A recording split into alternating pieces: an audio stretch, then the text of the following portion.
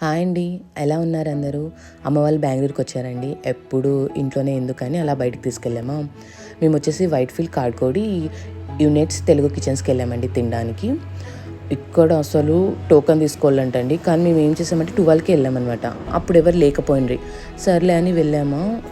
బా ఎంత బాగుందంటే ఫుడ్ సూపర్గా ఉందండి. నేను ఈ వీడియోలో అయితే చూపించలేకపోయినాను, పార్ట్ 2లో చూపిస్తాను. ఇక్కడ కూర్చోవడానికి కానీ చుట్టూ కూడా ఎంత ప్లెజెంట్గా ఉందంటే చాలా అంటే చాలా బాగుంది. ఫస్ట్ టైం ఇలాంటి రెస్టారెంట్ చూడడం నేను. అది తెలుగు టైప్ ఫుడ్ అండి.